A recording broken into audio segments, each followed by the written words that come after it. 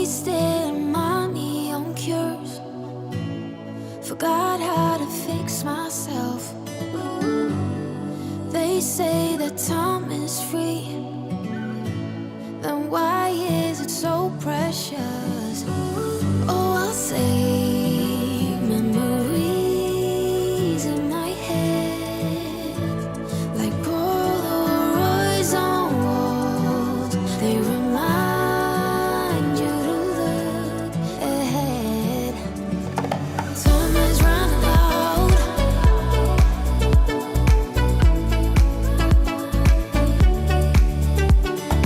Time is running out.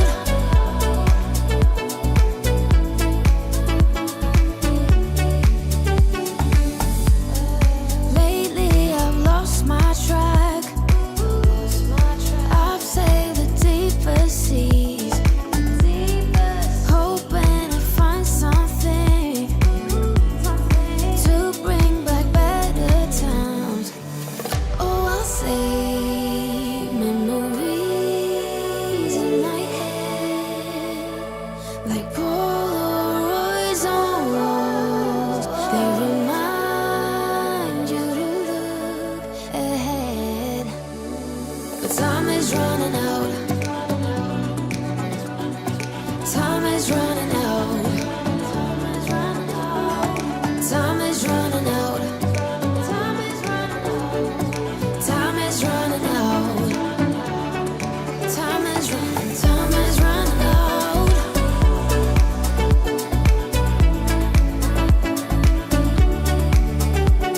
But time is running out.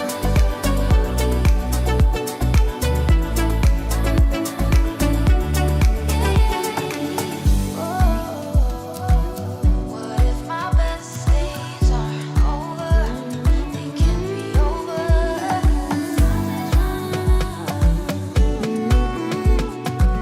They can't be over now. Time is running out. What if my best days are over? They can't be over now. Time is running out. Time is running out.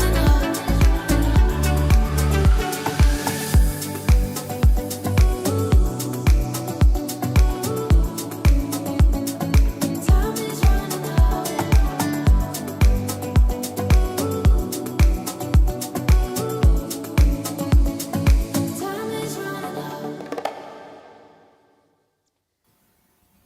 Good evening, everybody. It's John here from Tutor to You, welcoming you along to our A-Level Law, OCR A-Level Law Paper 1 clinic. The music during the little countdown said time is running out. How true is that? We've got just under a week before your Paper 1 exam. So the purpose of tonight is to try and field as many questions as we can from the live audience that are out there. So do feel free to start popping some questions into the chat window. We've got one or two little tips and pieces of advice that we've got to give you as well, if we've got enough time for that. I'm joined tonight by the real experts here. I've got Rabina on the left hand side of the screen and Emily in the middle. Good evening to you both. Good evening. I can see we have got some live people already looking to put some questions in. So shall we make a start? Shall we have a look at some thoughts about Paper 1 before we start to field some questions? I'll hand over to you guys. Thank you. All right, good evening, everyone. Thank you for spending your time with us tonight. I hope that it's going to be effective in preparing you for your exams. So one of the first questions that we get asked, surprisingly, is, do you need to answer all of the questions? The answer is no. Please don't do that. If you do answer every single question on that paper, you are definitely going to run out of time, and you are also going to disadvantage yourself because you don't need to do that. The way that you approach section A is you choose one 8 marker out of a choice of 2 to answer, and then you choose one 12 marker, again out of a choice of 2 to answer. So in section A, there will be 4 questions, but you only answer 2. You will generally spend about 30 minutes on that first section, and section A is worth 25 marks. So that's why you spend 30 minutes out of the full 2-hour time limit that you have, because it's worth 25% of your marks. Moving on to section B, again, you do not answer every single question. This is the big chunky part of your exam. Section B for exam 1, 2, and 3 is worth 75% of your overall grade.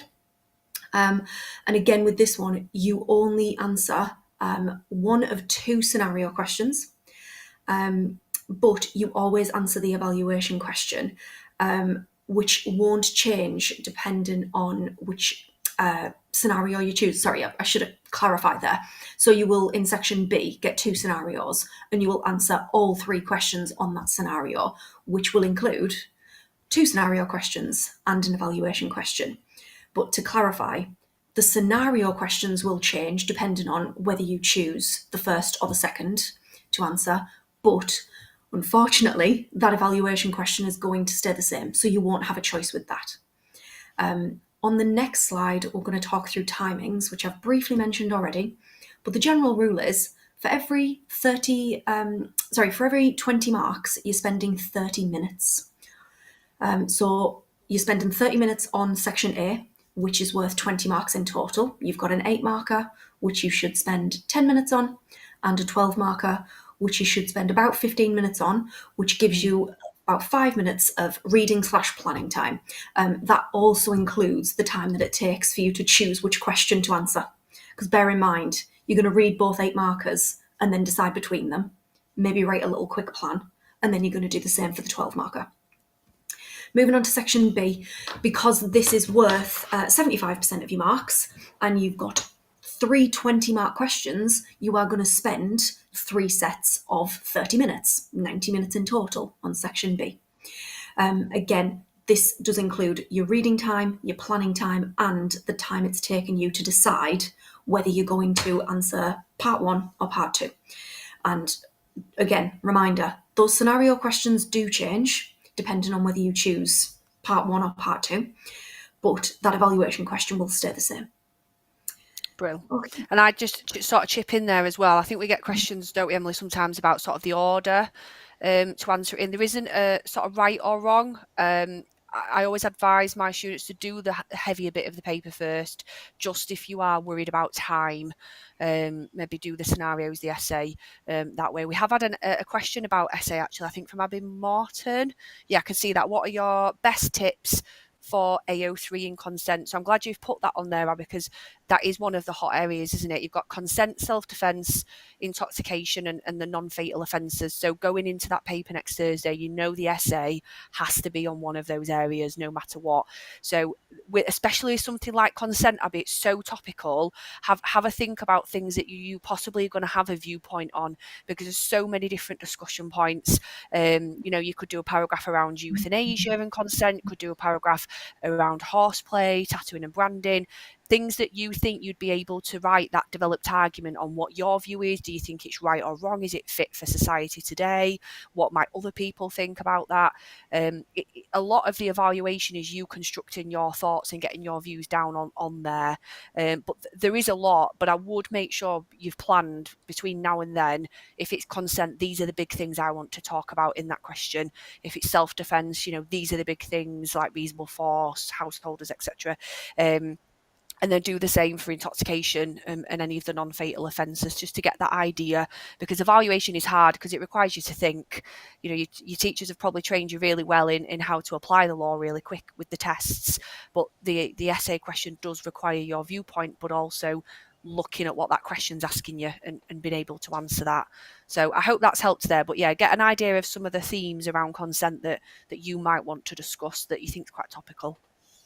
Speaking of consent and the current themes, there is quite a contemporary argument at the moment that's being discussed kind of in society, where there's very much 2 opposing views, where people do think that consent should be used as a defence to sex games gone wrong, which some people argue is not the case.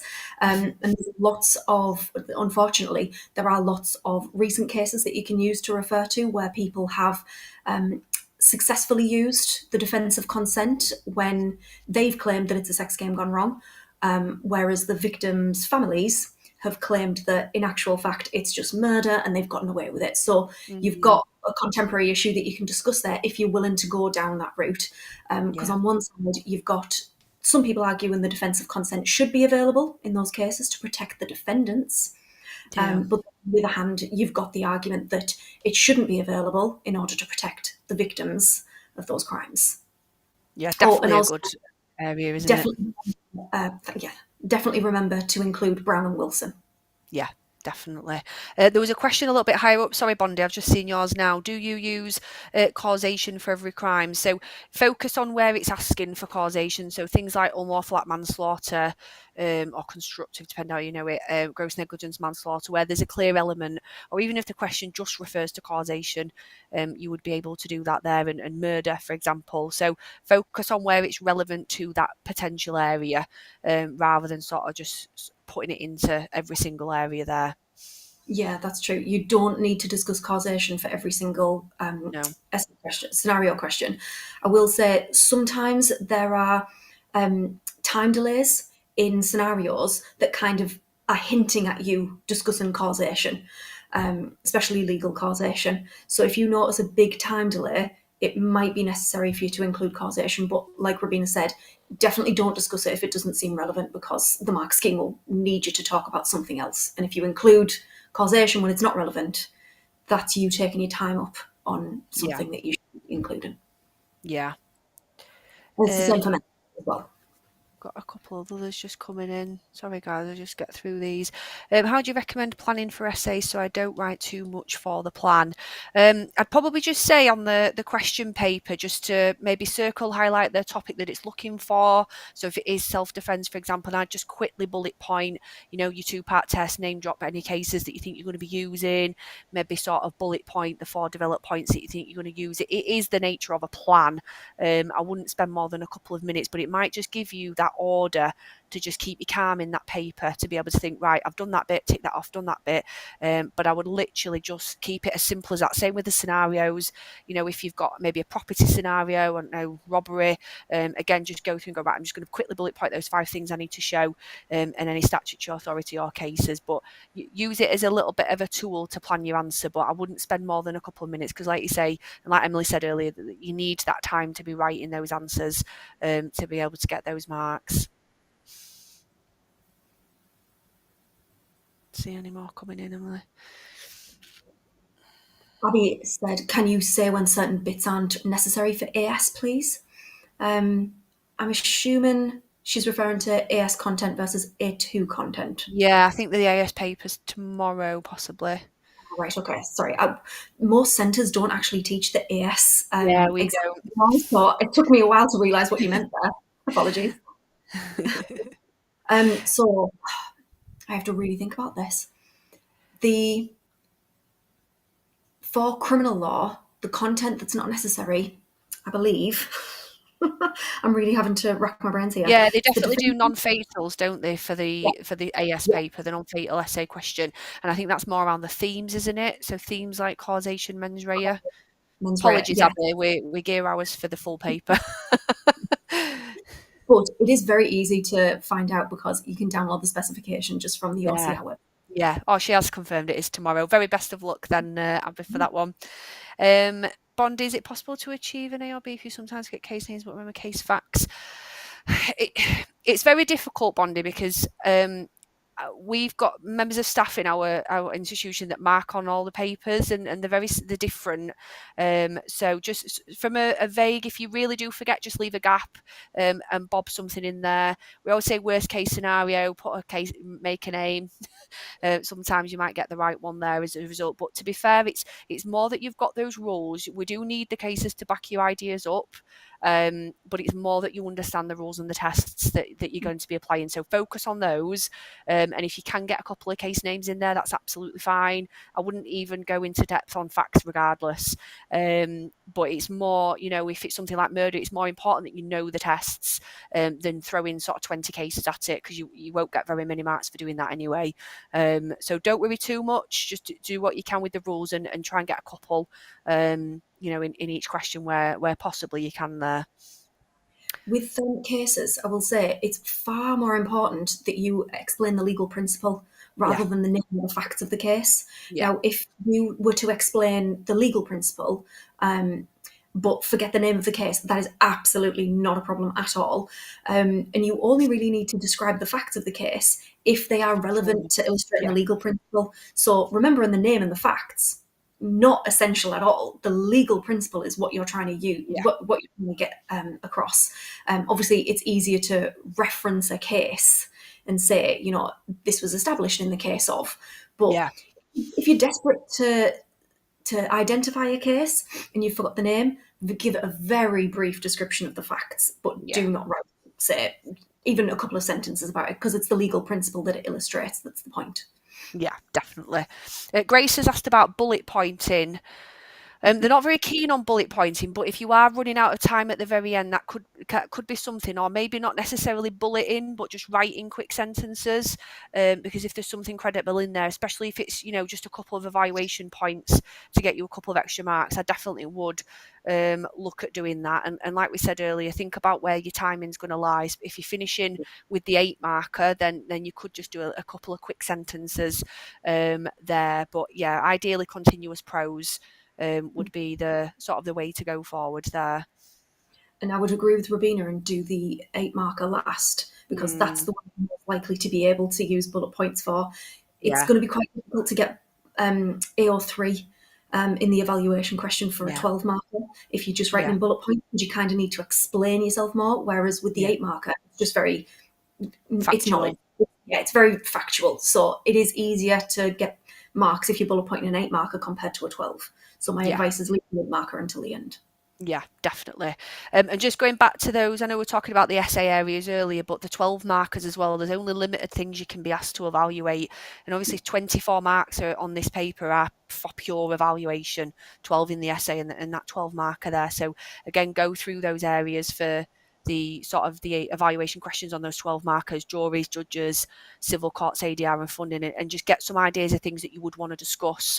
And going back to what a couple of the people asked earlier about planning, you could literally then just put like buzzwords. If it was something on, I don't know, judges, you could talk about, democracy, diversity, their legal expertise. I'd just quickly use some buzzwords that would be able to help you then get yourself some developed points there for that type question.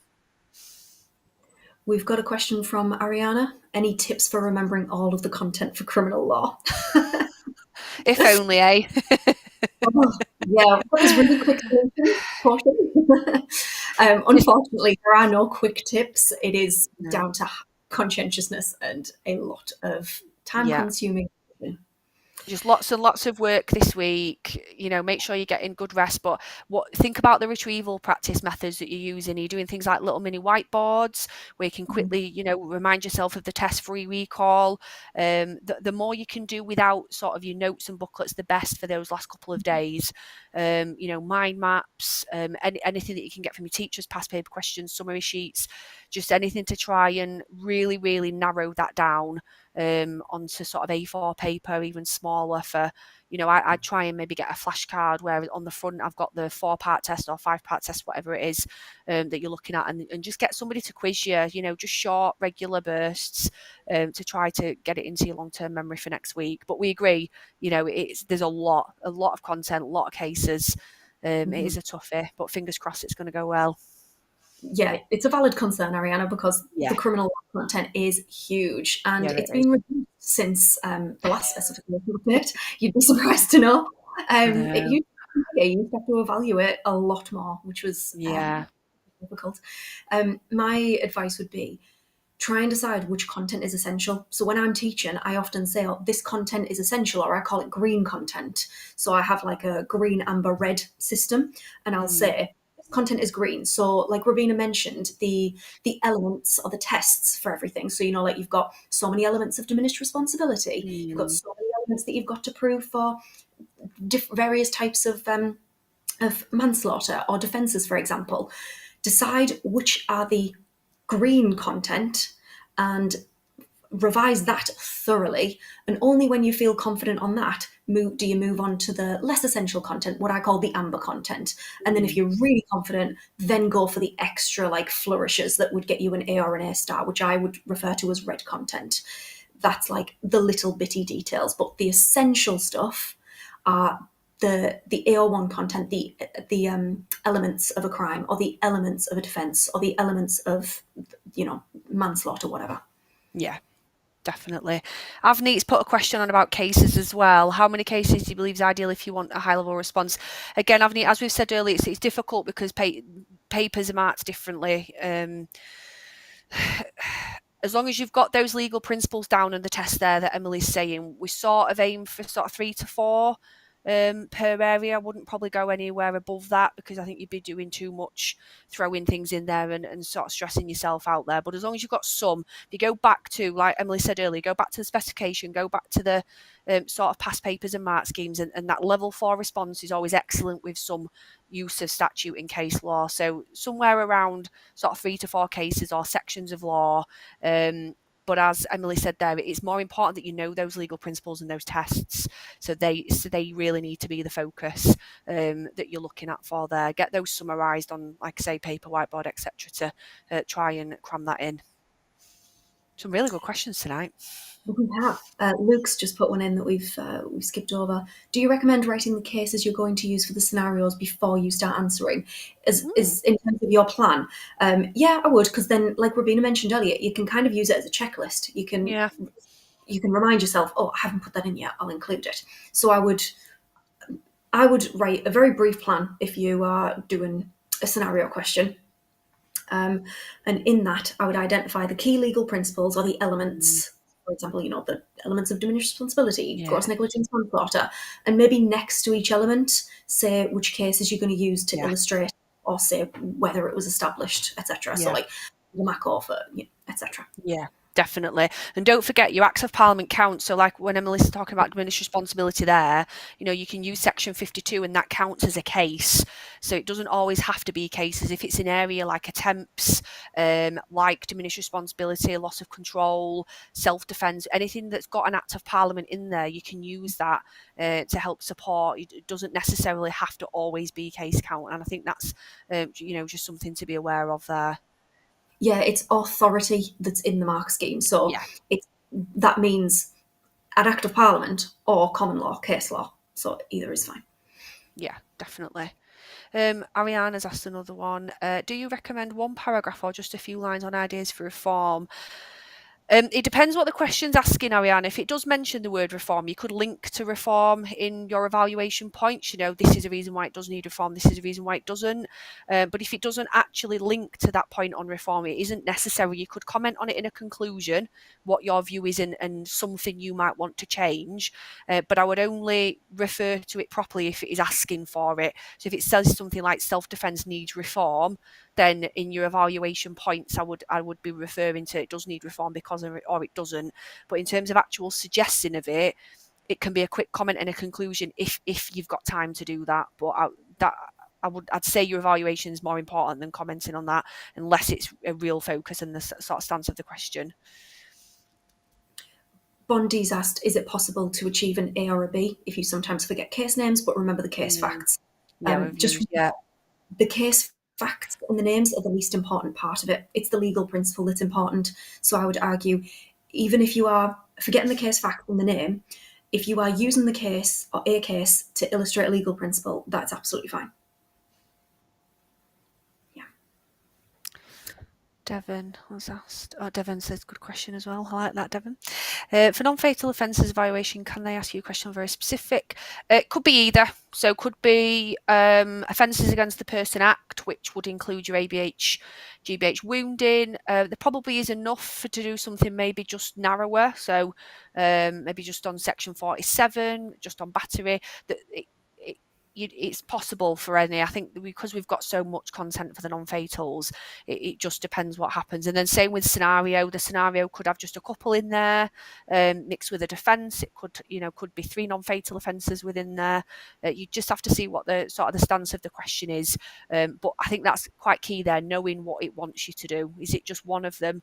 If it does ask Offences Against Person Act, be aware that is ABH, GBH wounding. If it asks Criminal Justice Act, then you're going to be looking at assault and battery, or it might reference them as assault and battery. I would plan some evaluation for each. So a few positives and negatives on assault, battery, ABH, GBH wounding, just to make sure you've got quite a grasp there if they were to be a little bit narrow with you. Yeah, I just want to reiterate what Rabina said there. A common mistake that I find is when I try and trick my students up, and I do this every year, I will ask them for evaluation of the Offences Against the Person Act. And every single time there are students who talk about assault and battery. Assault Yeah. and battery are common law offences. They are, I mean, the sentencing does come under an act, but they're not included in the Offences Against the Person Act. Mm, So please be careful. If the question is generic and it says, discuss to what extent you agree with the statement about the non-fatal offences, then that's broad and you can talk yeah. about all 5 non-fatal offences that you've been taught. But if the question only asks you, which it often does, about the Offences Against the Person Act, like Rabina said, that's just section 47, 20 and 18. Do Yeah. not talk about assault or battery, otherwise you are wasting your time. Yeah, definitely. And the other thing, I don't know if you spot this, Emily, when we do essay questions on that, we'll do questions as in sort of, is it fit for purpose, etc. And a lot of the time we'll get evaluation points say, yeah, it's fantastic. It includes mental health now and stalking and sexual diseases. And again, just remember that that isn't in that 1861 Act. That's been developed from judges through common law. So if you are going to talk about a lot of the modern problems, that we are seeing, you do need to reference the fact that that isn't in that law, so it's not fit for purpose. It does need changing. Judicial interpretations had to sort of add that in there. Yeah. Got a few more coming there. Jacinda's asked a good one. What main areas would you include for self-defense evaluation? So yeah, again, I did this with my students the other day. We sort of planned out the different ones. Again, with these evaluation points, there's no set right or wrong. You can use different things that you would want to cover, that you've got more of a thought process on. But I would definitely say the main ones that you would see as an examiner would be part 2, so whether force is reasonable, and the fact that reasonable's got no definition. Your jury's making that decision, so because it's got no definition and you're using lay people, the discussion around that and the fact that there might be some inconsistencies. You've got Subjective. the problem with it being all or nothing. You're going to get a full acquittal if you get that defence, or you're going to get a full charge. That tends to be quite a common concern that people have around self-defence as well, that maybe there should be a middle ground rather than it just being full acquittal or full sentence. But yeah, there's a lot of elements to self-defence, just anything that you might have potential. But I'd definitely say they're 2 big ones. If your students, Emily, cover anything self-defence I wise? often that they include a discussion on the householder element. Brilliant. So Yeah. that householders, if they are, for example, experiencing a burglar or trespasser, Yeah. a householder is able to use disproportionate force. Um, they're allowed to use disproportionate force up until the point it's grossly disproportionate. And again, like Ravina said, there is no definition of either of those things. So your argument here is that in householder cases, the victim, which bearing in mind might be a burglar, so be careful about who you call the victim versus the defendant. In cases where a burglar has perhaps entered somebody's home, your argument can be because a householder is legally able to use disproportionate force, you're not protecting the rights of the victim, who in this case is the burglar. Yeah, definitely. Kamal's asked a question about gross negligence manslaughter. It has actually been up before. If you look at the past papers, I'm trying to think the year now. It was a couple of years ago, and there was 3 people in it. Layla, can't remember the other 2 now, but it has been up before, but it's not been up for quite a while. So it would definitely be an area to focus on, and especially with sort of the new rules under Broughton, I would definitely use that to try and sort of back you up there.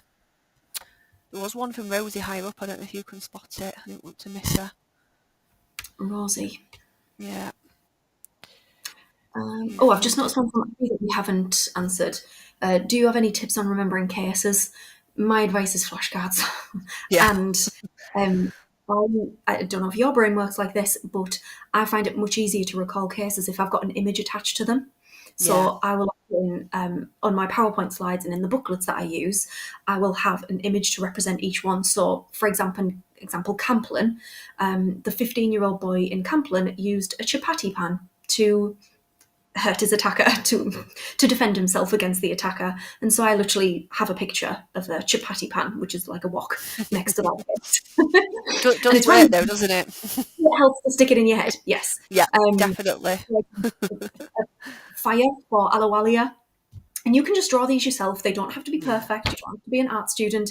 They can be a crude drawing of whatever it is that helps you remember the case principle, not necessarily the facts, but the Yeah. principle of the case. Yeah. Thank you, Luke. I knew it had been up relatively recently for confirming that one. There's Rose's question. For diminished responsibility and loss, will you lose marks? No, because it's not one of it. We don't negative mark in law. So again, just going back to what we'd said earlier, get the key areas down, and then if you can use some statutory authority or cases, that's absolutely fine. But you don't lose marks at all. And as we said, if you sort of try and get maybe 3 to 4. So cases like, Campling, Christian, Burn, whatever cases you've been taught for diminished responsibility, loss of control, if you have got a couple of subsections in there as well, great. But the main thing is, again, getting those tests and those principles down there. If it's got an Act of Parliament, I would definitely use it. If there is an Act, the offer do look at it to get the full 8 out of 8, but it just depends on the topic area that you're looking at. I'm just scrolling here. Rabina, I'm not sure if this is the same for everybody else, but your mic is starting to give feedback. Awesome. Again, it might Yeah. just be my volume. No, I agree. Is it? Yeah, Want me to move Rubina. it to the other part? Yeah, if you just shift it across, thank you. Better? Yes. Must be a dodgy part. Apologies for that. Let's have a look. A couple more. So yeah, Luke confirmed that one. We've talked about gross negative. Oh, somebody asked about mixing. It's up to you. You can do AO1 sort of blocked and then AO2, and or you can mix it. We call that interleaving. So explain a bit, apply a bit, explain a bit, apply. Doesn't matter either way. You get full credit regardless. So just go with what works well for you. I think there's some areas that lend themselves quite well to interleaving, and then I think there's some others that it just gets a little bit confusing. So I'd definitely use what your preference is. If you like to explain a bit of an area and then show me that it's been satisfied or not, then do it that way. If you prefer blocking it and explain all the law first and then apply it all, that's entirely up to you. Interleaving can work very well if you are running out of time, because again, you get 12 marks for applying the law. So if you are getting a little bit stuck for time, I'd stop with the AO1 because you are only getting a maximum of 8 and start with that application. So that does sometimes help to do that if you are going to be stretched for time. But there is no right or wrong. I mark paper 2 and you see both options all the time. So it's entirely your preference, really. But good question there. It looks like there's a bit of chat about predictions. Oh. Thank you, Devon. I've sorted my mic now, fingers crossed. I don't love making predictions, but it is. And I think there's just so many topics. It's hard, isn't it? And I think there's a difference between what we want and what we think. Yes. Yeah. It's not to make predictions about the evaluation. However, having said that, I teach psychology and law, and I've seen the same evaluation question come up 2 years in a row in psychology. It's not happened to me yet, but yeah, it's very. I'm reluctant to make predictions because just because something hasn't been on for a while, yes, it makes it more likely to come up, but it does not mean that another topic isn't likely to repeat itself. Yeah. And although they can't ask the exact same question for a number of years, they can still use that same topic and ask it in a different way. And this is the thing, especially with paper 1 and those essays, you are limited, aren't you, with so little essay areas. My hope would be consent or self-defence, but equally they haven't done anything on non-fatals yet, but they do like it in scenarios. So I don't think you can get to that point. I think it's just going back through everything, making sure that the bits that you're not confident on, you're going back through. And remember, you do get a choice. So as Emily said earlier, you get that choice between the two sides of the criminal. Look at both sides. Our students always just see the first side and do it, when actually sometimes the second side's easier. So do have a look at both sides and just spend that few minutes planning what you think you know more on side A or side B, because the essay is the same, so that makes no blind bit of difference. It is just those two scenario questions.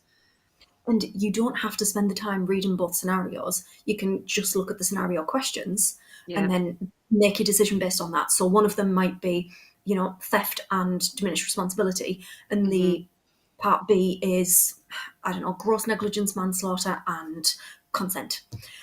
So you don't have to read the scenario and take a lot of time to decide whether you're doing part A or part B. Sorry, part 1 or part 2. It's named. Yeah. And do try and make your decision quickly, because obviously it's eaten into your time. William asked. Oh, sorry. Abby's asked a question. How many paragraphs do you recommend doing for essays for top marks? It honestly just depends on the essay, Abby. Yeah. You would do, say you were doing gross negligence manslaughter, you would do a paragraph on each element. I always say do an introductory paragraph where you just briefly outline the law. So you say these are the requirements. And then you would do a paragraph on each element. You might, like Rabina said, interleave where you include AO2 straight after the AO1. It depends on what you prefer. I say do that, or alternatively, do all AO1, then all application. But it's entirely your choice. But there isn't a set number of paragraphs that you need to do for every question. It just depends on the question itself, because obviously some questions are going to be structured in different ways because of their content. Yeah, and I think for the essay question, the evaluation, you get 12 marks. It depends how good your developed points are. You know, if you're doing small paragraphs that are only, you know, two or three little things, your ideas, then you are probably going to need to do more. But if you've got some really strong, big developed arguments with things you've got a view on, so going back to earlier, when Emily was discussing sort of the sexual activity category, you know, you could do a really big point, developed point, well-developed point, plus however, you know, you could go to town on that and then not need very much more. So yeah, there's not a definitive, but I'd say sort of 4 to 5 developed points if you think you're going to want to get those top bands. Yeah, that's for the evaluation, and then you would have your AO on top of that. Yeah. Grace, I think could they ask a scenario question where they don't specifically tell you what offence or defence it is, and you have to figure it out for yourself? They used to do this a lot. More recently, they seem to be giving you the content that they want you to include. Having said that, I have seen recently questions where it's asked you discuss what offences Ben could be charged with. So it's not out of the realms of possibility that they don't tell you and expect you to make to for example, use the CPS charging standards to figure out whether it's battery, ABH, or GBH. Yeah. Definitely on the non-fatals, they often leave it open, don't they, for interpretation there. But and have a look at that one from the 2022 paper on mens rea. Again, that was quite open-ended to see what you'd have to include. But they do tend to be, as Emily said, if you look at the past 2 or 3 years, they do tend to be a bit nicer with telling you exactly what they want you to cover and what not to cover as well, which I think is quite good.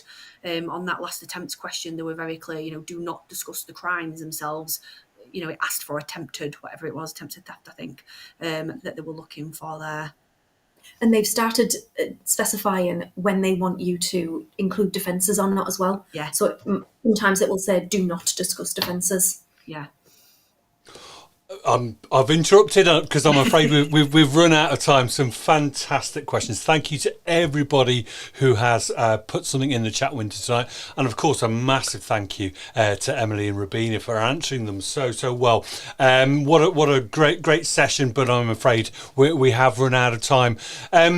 The little PowerPoint that Emily was using right back at the beginning of the session, that is available. There's a few more little pieces of advice in that. So as soon as I press the finish button in a moment or two, that'll become available. So you can download that. We, of course, would love to see you again next week. Next week, we'll be running a revision blast session purely on tort law. So that's at 6 o'clock next Thursday. So do join us again if you will find that useful. But other than that, all I can say from Rabina, from Emily and from myself is the very, very best of luck with your paper 1. And hopefully we'll see you again in the near future. Goodbye, everybody. See you later. Good luck. Bye.